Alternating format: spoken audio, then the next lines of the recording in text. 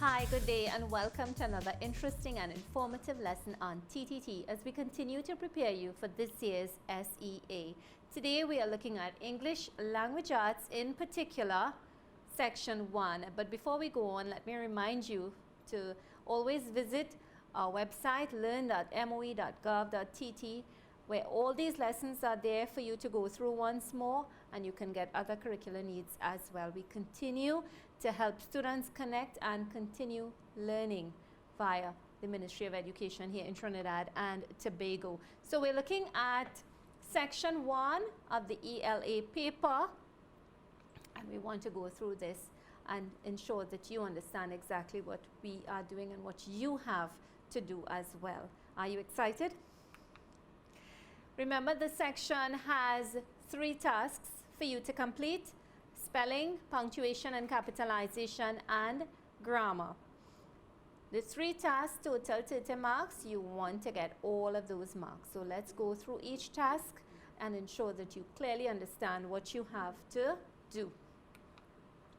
Section 1, or task 1, spelling. Remember, your instructions are important. They are what guide you into doing exactly what you need to do for your questions. So in the spelling, the instructions let you know that you have to circle the word that is spelled incorrectly in each line and write the correct word in the box provided. 2 simple instructions, right? Circle the word that's spelled incorrectly in the line and write the word that is the correctly spelled word in the box that is provided. So let's go straight to our passage. You read carefully and see if you can figure out what words are spelled incorrectly, all right? Read with me. My father bought me an excellent birthday gift of 3 brown and white puppies. I love them dearly, but they are quite a feisty bunch. Their friskiness can be irritating sometimes. They usually get mud on their furry coats and dislike bathing. They constantly get into mischief. What a handful. So let's read it one more time. My father bought me an excellent birthday gift of 3 brown and white puppies. I love them dearly, but they are quite a feisty bunch. Their friskiness can be irritating sometimes. They usually get mud on their furry coats and dislike bathing. They constantly get into mischief. What a handful. Have you figured out some of the words that are spelled incorrectly? Let's go through each line and examine them carefully. Let's go to line 1. My father bought me an excellent birthday gift of.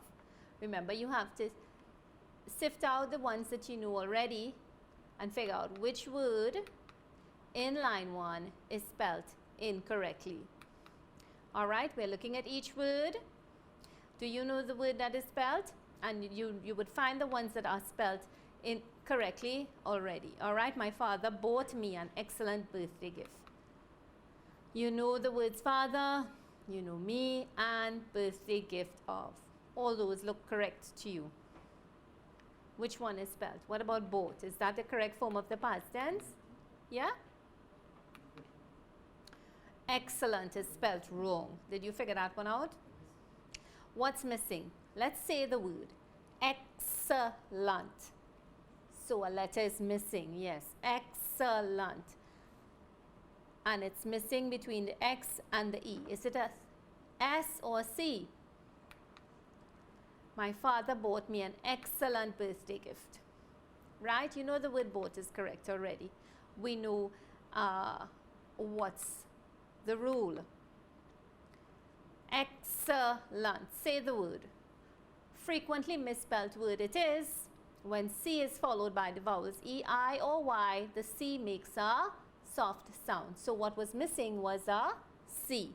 So it's E-X-C-E-L-L-E-N-T. And when you say the word too, you know what letter is missing and you can figure out what's missing as well. So you can say it in your mind when you're doing the paper. All right? Excellent. E-X-C-E-L-L-E-N-T. You figured it out? Excellent, right? Here are some strategies to remember, right? Syllabication. Syllabicate the word. Visualize the word. And look for the parts of the word that you know.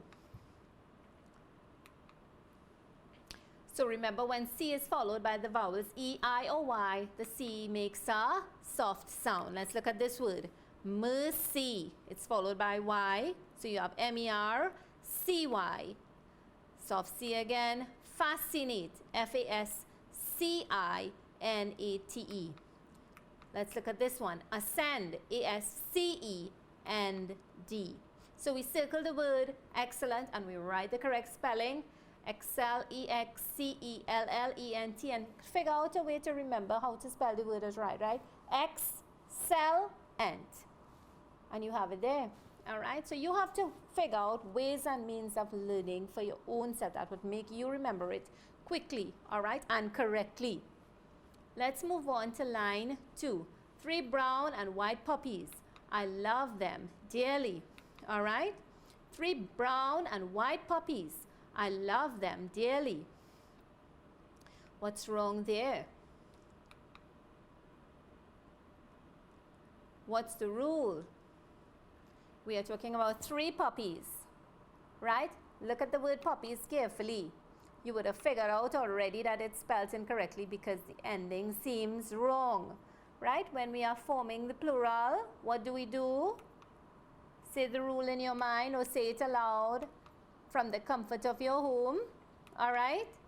Words ending with Y, with no vowel before the Y, we change the Y to I and add ES. So puppy becomes P-U-P-P-I-E-S. P-U-P-P-I-E-S, all right? Enemy, another example here. Let's form enemies. E-N-E-M-I-E-S. E-N-E-M-I-E-S. Good. Let's find the error in line 3. But I love them dearly, but they are quite a feisty bunch. Their friskiness. I love them dearly, but they are quite a feisty bunch. Their friskiness. Which word is spelled wrong there? Yeah? Which word is incorrect? Feisty. Now this is a popular word that is spelled incorrectly, all right? So you need to remember the word. It's a commonly misspelled word. So the correct spelling is F-E-I, not F-I-E. F-E-I-S-T-Y. F-E-I-S-T-Y. E before I. Think of something that will help you remember it, all right? Feisty, or just learn it by heart. F-E-I-S-T-Y, all right? Remember, it ends in S-T-Y as a swelling on your eye, right? On your eyelid. It ends in S-T-Y as a swelling on your eyelid. So a fun fact is about this word is that feisty was associated with a small aggressive dog and not a pig in a sty. So something for you to know, all right? And probably get a smile with. Let's find the correct, the error in line 4. Their friskiness can be irritating sometimes. They usually get mud. Their friskiness can be irritating sometimes. Remember, when you say the word out in your mind as well, you might not be able to say it out loud in the exam room, but when you say it in your mind and you realize that how it is being said, something is wrong with the word, right? There's a letter that's wrongly put there. So right away you know what the incorrectly spelled word is in the sentence. Can be irritating sometimes. They usually get mud, yes. So we don't need an E there. What do we need? It's a frequently misspelled word. You've got to find a way of remembering it. It's not irritating with an E, but irritating with an I. Yeah, irritating with an I. So it's I-R-R-I-T-A-T-I-N-G. I-R-R-I-T-A-T-I-N-G. Visualize, syllabicate. These are ways and means you can use to remember the words, all right? Irritating, and it's a popularly misspelled word, right? Use it when you're playing Scrabble. Make long words with irri to remember. Have fun with the word irri, with the prefix irri, and see what you can do with it to remember it, all right? Irrigating, I-R-R-I-G-A-T-I-N-G, irritability, I-R-R-I-T-A-B-I-L-I-T-Y, irritant, I-R-R-I-T-A-N-T. So you've got to remember it's I-R-R-I-T-A-T-I-N-G, circle the word that's spelled incorrectly and write the correct thing in the box provided. So let's continue with the error in line 5. They usually get mud on their furry coats and dislike bathing. Right away you're seeing the error. Yeah. Let's examine the sentence. What's the rule? They've on their furry coats and dislike bathing. Which word is spelled incorrectly? Bathing. Yeah, it ends with a silent E, and you know the rule. When the word ends with a silent E, we drop the E before adding ing. So we have bathe, B-A-T-H-E. In order to add ing, we have to drop that silent E. So it becomes B-A-T-H-I-N-G. B-A-T-H-I-N-G. Very good. So we circle bathing and we write the correct thing in the box provided without the E. And we go on to line 6. They constantly get into mischief. What a handful. They constantly get into mischief. What's the rule in this line now? What's wrong there? Which word is wrong? Yes, when we are adding full to the end of a word, yeah, the suffix full, we use it with one L. So when the suffix full is added to the end of a base word, we drop one L. So we have hand plus full becomes handful without one L, H-A-N-D-F-U-L. All right? Useful,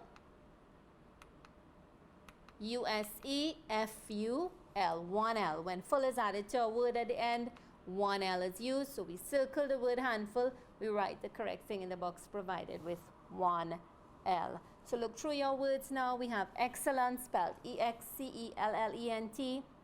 Puppies, P-U-P-P-I-E-S. Feisty, F-E-I-S-T-Y. Irritating, I-R-R-I-T-A-T-I-N-G. Bathing, B-A-T-H-I-N-G. And handful, H-A-N-F-U-L. Look at your words carefully because we want to do our spelling bee. Get your paper and pencil ready and I'll call out the words for you. I'm giving you a couple seconds to get your paper and your pencil.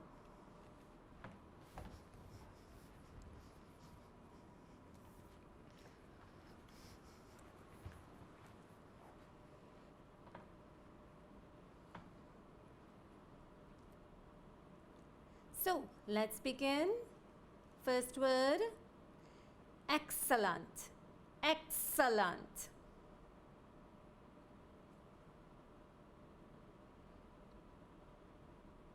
Two, puppies. Puppies.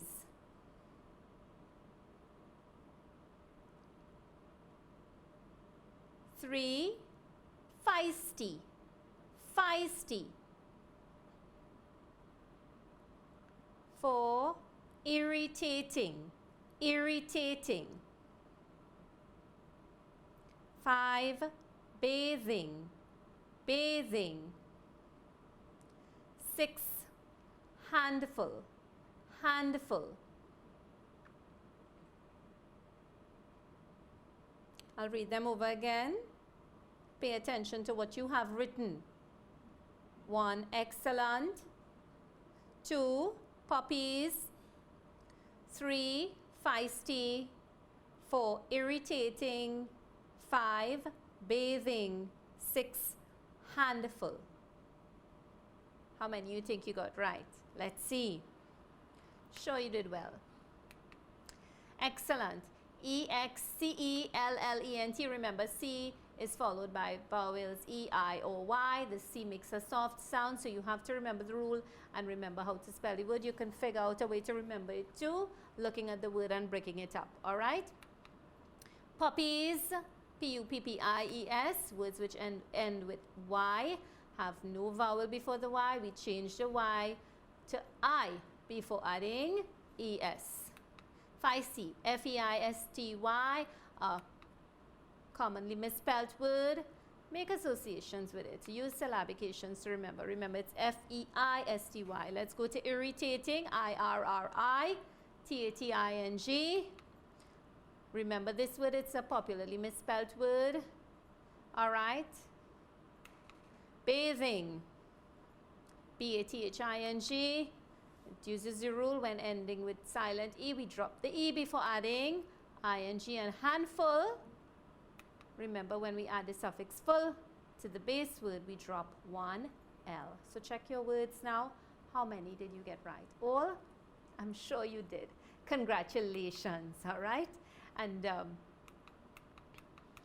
as we go through each one, remember you would have circled each word that was spelled incorrectly, and you wrote the correct thing in the box provided. All right, remember to do that. Circle the words in each line correctly that is spelled incorrectly, and write the correct thing in the box provided. Congratulations to those of you who got all correct. All right, thanks for paying such good attention to our spelling exercise. And when we come back, we'll be looking at punctuation and capitalization. So stay tuned.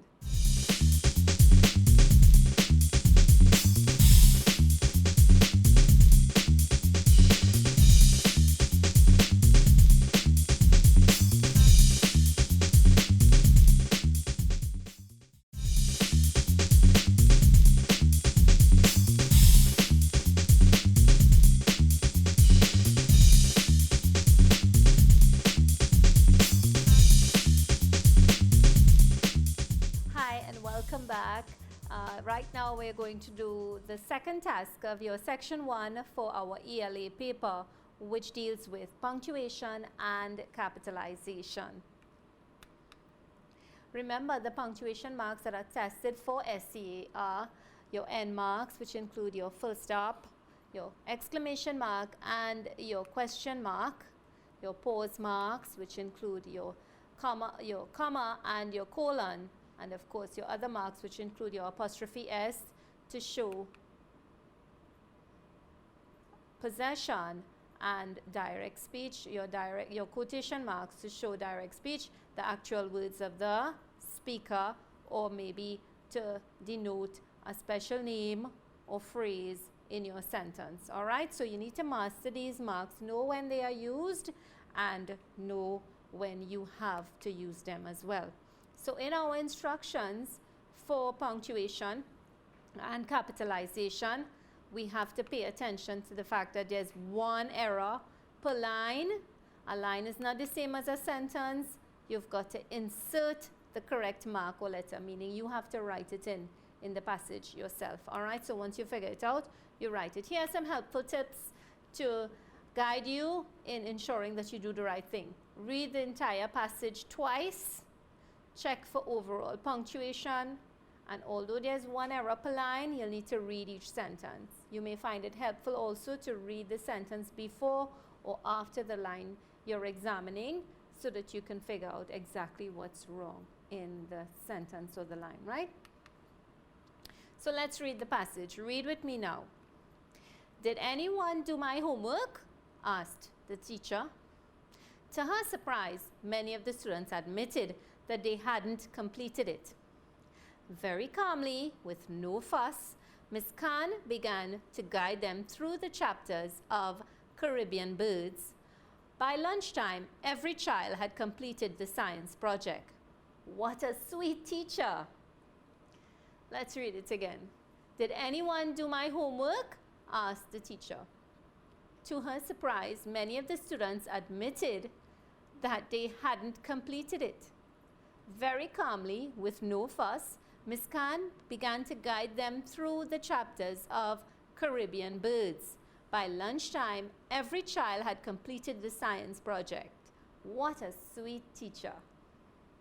Have you figured out which punctuation marks are missing, which capital letters are missing? Let's investigate. Line number 7. "Did anyone do my homework?" asked the teacher. Clearly, we're asking a question in this sentence because they're actually telling you that. Ask the teacher. The teacher is asking that question. Did anyone do my homework?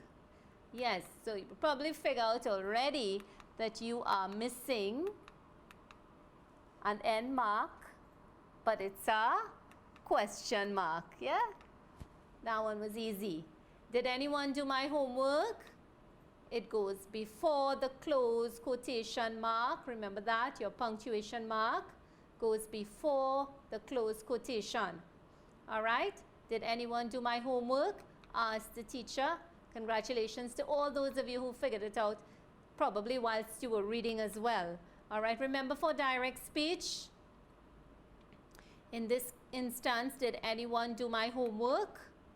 In direct speech, open and close apostrophe marks enclose the actual words of a speaker, and we know this already. So we have our open and close quotation marks. A punctuation mark is needed before the close quotation mark, right? And helpful hints to help us know which one was missing, which end mark was missing, whether it was a full stop, an exclamation mark, or a question mark. We had hints, right? Asked the teacher. So we know that that's a question. Did anyone do my homework? So you know that's a question as well. All right? So the words did and asked indicate that it's a question. So a question mark was missing. So we have, did anyone do my homework? A punctuation mark must be placed before the close quotation, as I said. So our question mark was missing. We know that because we're asking a question. Good. So there we have it. Our first punctuation mark, you write it in your passage. Let's examine line number 8. To her surprise, many of the students admitted. To her surprise, many of the students admitted. Now, when you are reading it too, you realize that there's a pause. Where is the pause? Where is the pause? After surprise. What pause mark is missing? Is it a colon? To her surprise, is that an independent clause? So right away you know what kind of punctuation mark is missing because you read it and you're reading with understanding. Right. It's not an independent clause. It needs just a comma. Yes. Congratulations. So we figured it out. Remember, you must read with understanding. To her surprise, many of the students admitted they hadn't completed it. All right, which is continuing on to the end of the line. And you know you are pausing there. We must insert a comma after an introductory phrase. So to her surprise is an introductory phrase. And so we have our comma after the word surprise. And we insert it in. Let's examine line number 9 or number 9. They hadn't completed it. Very calmly with no fuss. Miss. They hadn't completed it. Very calmly with no fuss. What's missing there? You have the word hadn't, which is a, think about it, it's a contraction of what? Had and not. And when we are forming the contraction, what do we use? Yes. We use an apostrophe. Where does the apostrophe go? Between N and T. Yes. So HADN apostrophe T to show the contraction. Congratulations. You all are really doing well with this punctuation and capitalization. I know this. And I know that you would have read with understanding. Let's remember contractions. A contraction is a shortened form of a word where the apostrophe is used to combine two words into one. They hadn't completed it. Had plus not gives hadn't.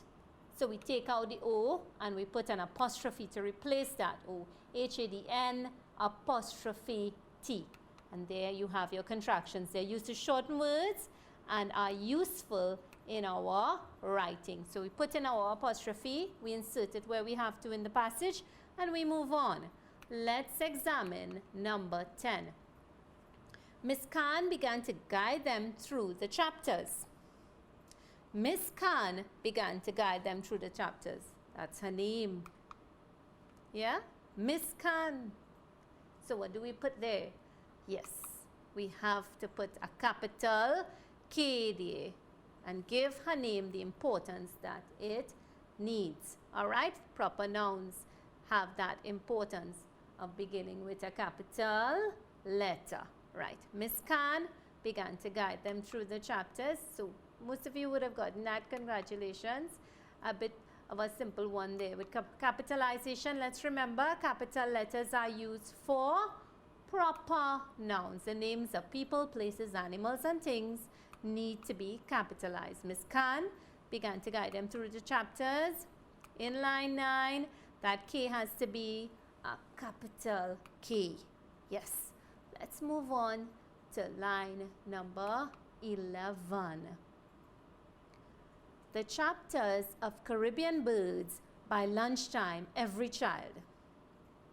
Now, you looking at it yourself will see you have open quotation, but you're not seeing the closed quotation. So, right away, you know closed quotation marks are missing, right? Good. We figured that much out. But where are they missing from? How do we figure out?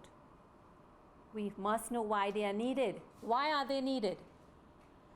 We are naming the chapters. Yes, she is naming the chapters. We're guiding them through the chapters. And the name of the chapters are Caribbean birds. The name of the chapters are Caribbean birds. So we have the open quotation for Caribbean birds. So now we need the closed quotation.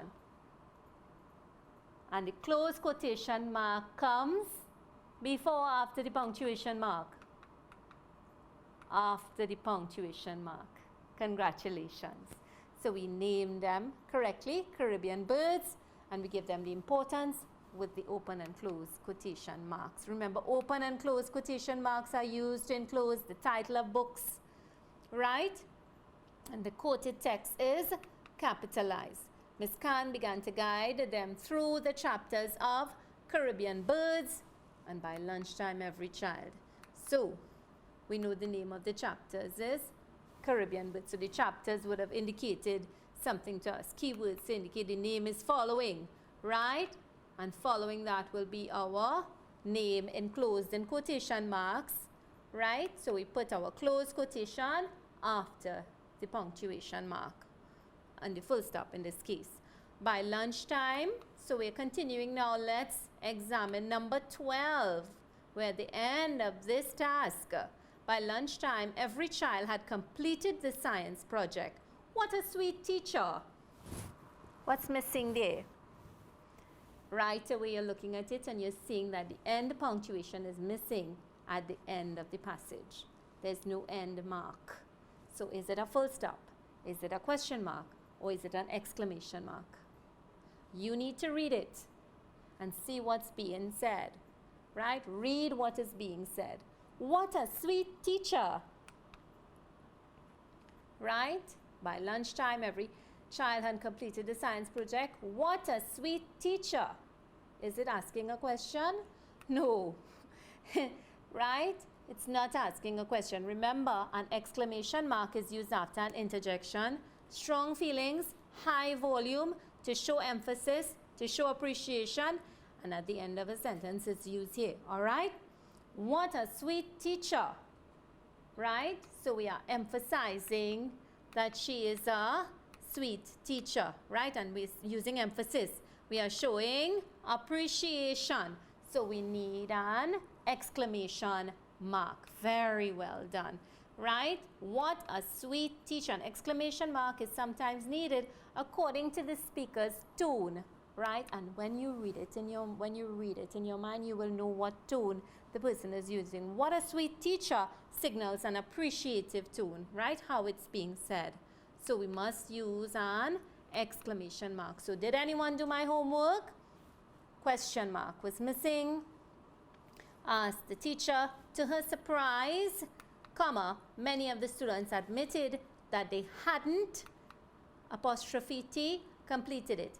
Very calmly, with no fuss, Miss Khan, capital K, began to guide them through the chapters of Caribbean birds, close quotation there for Caribbean birds.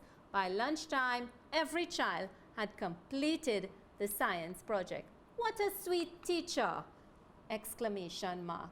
And so we've completed task 2 for punctuation and capitalization. I thank you for your patience and I thank you for your good job at working at it with me as well. All right, and when we come back, we will complete task 3 and get all of our 30 marks. So stay tuned.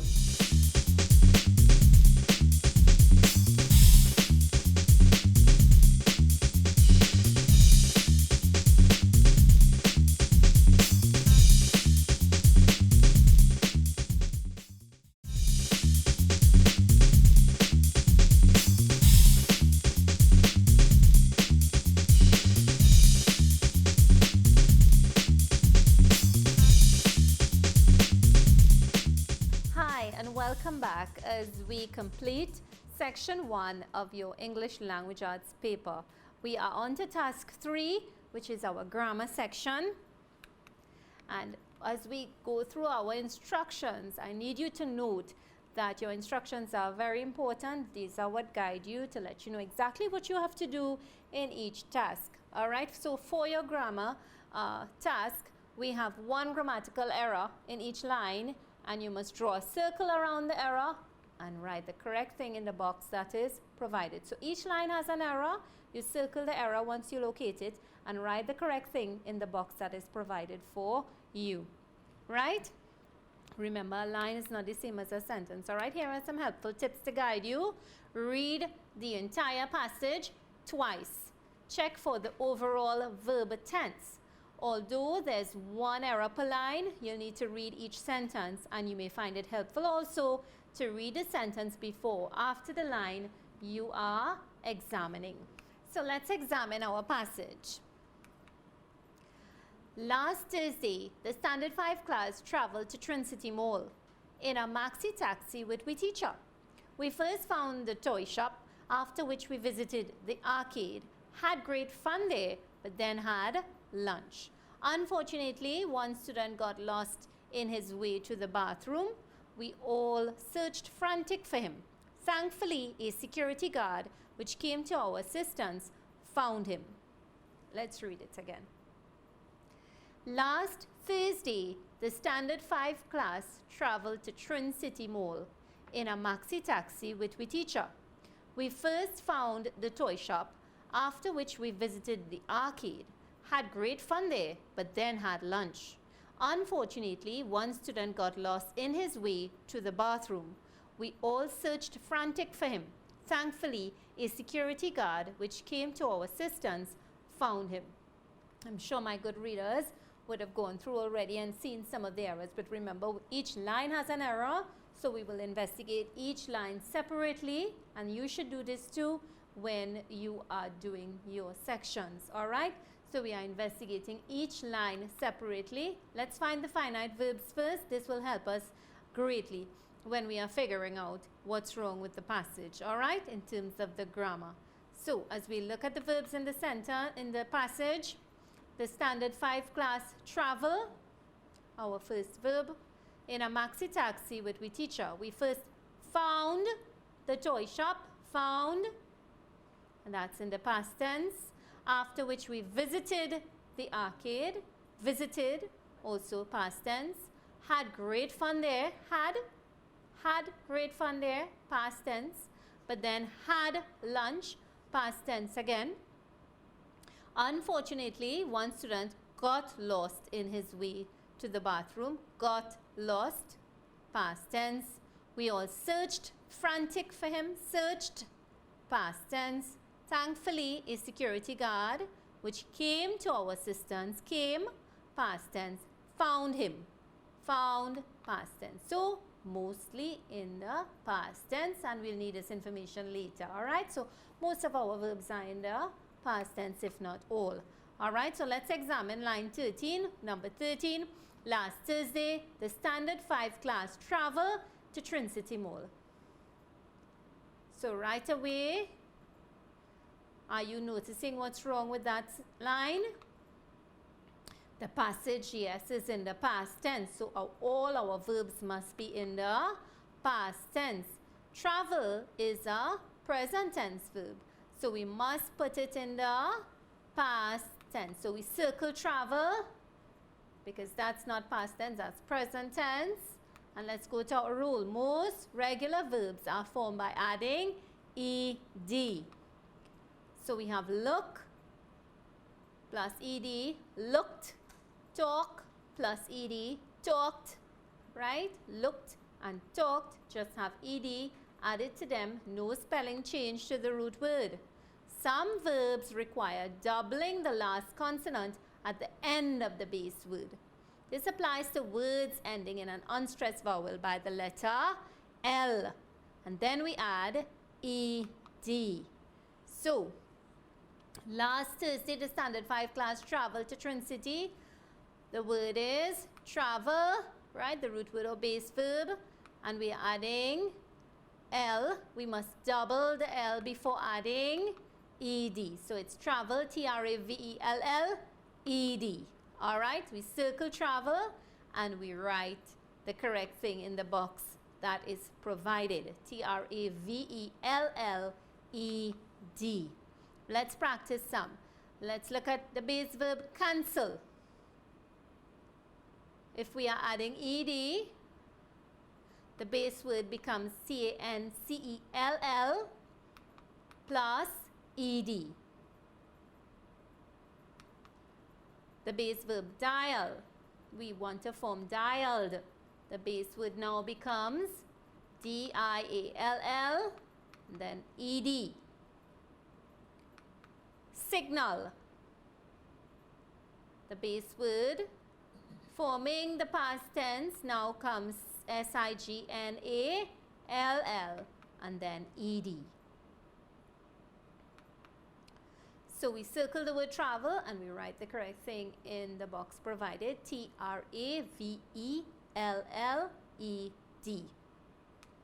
Let's examine line 14. In a maxi taxi with we teacher, we first found the toy shop. What's wrong there? Yes, our pronoun sounds wrong. Is this the possessive pronoun? That's correct. We teacher, is we a possessive pronoun? We is what kind of pronoun? Personal pronoun. Yes, so we need the possessive pronoun. It replaces the noun to show ownership, right? So we are talking about whose teacher? We teacher? No. Our teacher. Let's go through the list of possessive pronouns. Possessive pronouns, right, must be used in the right context, right? Possessive determiner is classified as possessive pronoun as it replaces nouns and shows ownership, right? Let's look at our pronouns. We know our personal pronouns. They're quite easy. I, you, he, she, it, we, they. Possessive determiner. My, your, his, her, its, our, their. Possessive pronoun. Mine, yours, his, hers, ours, theirs. But in this case, we have we teacher. We don't need a personal pronoun there. We need a possessive pronoun. And the possessive pronoun that goes with we is our. So it will be, right, we need to show ownership. We, our. Yes, in a maxi taxi with our teacher, right, we first found the toy shop. So we are going with the possessive determiner, our. All right? So the word we would be circled and our written in the box that is provided. We don't need a personal pronoun. We need a possessive pronoun. And this is where your rules come in, and you must know your pronouns very good. Know your personal pronouns, know your possessive pronouns, know your relative pronouns. We first found the toy shop as we continue examining line 15, after which we visited the arcade, had great fun there, but then had lunch. After which we visited the arcade, had great fun there, but then had lunch. Reading the whole sentence from top to bottom kind of gives you an idea of what's wrong, right? We first found the toy shop, after which we visited the arcade, had great fun there. So we are doing a list of things, right? We found the toy shop, we visited the arcade, had great fun. We are continuing, we are adding on. So do we need that conjunction? But no, we are adding on. What conjunction do we need when we are adding on? Yes, but is used to contrast information, and we said this before, all right? We use and to add information, right?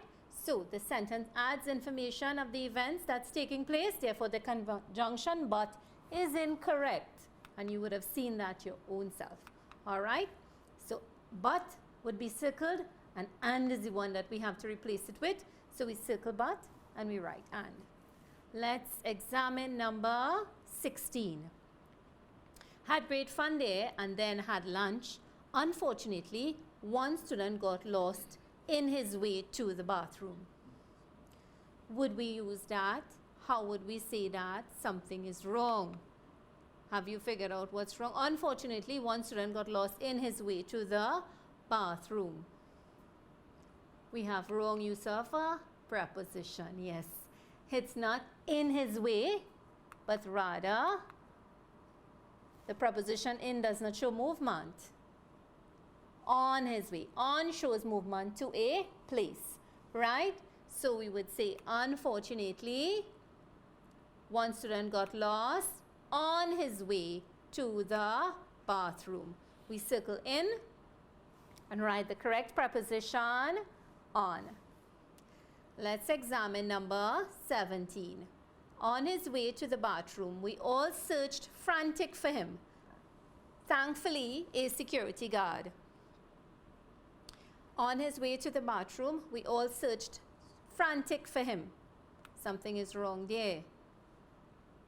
We are describing how we searched for him, so we need to modify yes. So the verb has to have a word that is describing how we are searching for him. So we searched frantic. How did we search for him? Adverbs tell us how actions are performed, the manner in which we are searching for him, and give us more information about the verb. So it's telling us how we searched for him. We can't, they usually end in ly, yes. So most adverbs are formed by adding ly. So that word frantic has to be changed to, if we are adding ly, frantic has to be changed to frantically. All right? Frantic has to be changed to frantically. So we searched frantically for him. Frantically, and that's our adverb. So we circle frantic and we write the correct thing, frantically. Other examples, sarcastic, sarcastically, right? Look at the spelling. Drastic, drastically. All right? So we circle frantic and write the correct thing. And then we move on to number 18. Thankfully, a security guard which came to our assistance found him. Thankfully, a security guard which came to our assistance found him. Would we refer to the security guard as a witch? Not necessarily, right? So we have, thankfully, a security guard which came to our assistance. How are we referring to the security guard? The relative pronoun here, which is connected to the noun, right? We are referring to the security guard as which, and that is wrong. So we circle it. We need the correct relative pronoun. And from your notes, you would know a relative pronoun is a pronoun that connects a clause or phrase to a noun or pronoun in a sentence. We use who for persons, whom for persons, that for person, animals, and things, which for animals and things, whose for people and animals, and you must know this. All right? So who, this pronoun refers to the subject of the sentence, right? I, he, or she. Whom, this pronoun refers to the object, right? Him, her, or us. What are we going to use here? Who is correct? The subject, security guard, doing an action. He, right? So when we are doing an action, he can replace the subject. The security guard, he came to our assistant. So who came to our assistant? So the relative pronoun is who there that's needed and not which. So we circle which and we write who. So let's go over the verb there, traveled, was written in the present tense, so we had to write it in the past tense to conform with the rest of the passage, which was written in the past tense, traveled. In number 14, we had the wrong use of the pronoun. We had a personal pronoun and we needed a possessive pronoun, our teacher, and not we teacher. O-U-R. Circle your we and put our in the correct box. We first found a toy shop, after which we visited the arcade, had great fun there, and then had lunch. So the correct conjunction there would be and, because we are adding on information. Unfortunately, one student got lost on his way and not in his way. We have to know when to use our prepositions. To the bathroom. We all searched frantically for him. The manner in which we searched was frantically. So we needed an adverb there. We put in our LLY with the correct spelling. Thankfully, a security guard, which, or rather, who came to our assistance, found him. So which was wrong? And we put in the correct relative pronoun, which is who. And there you have it. All 6 grammar errors figured out, and the correct thing written in their boxes. Remember to ensure that you check and make sure you circle the correct thing in each line, and each line has a word that is circled, and it also has the correct word written in the box that is provided, because this would mean that you are following your instructions to a T. So let's look at our rules.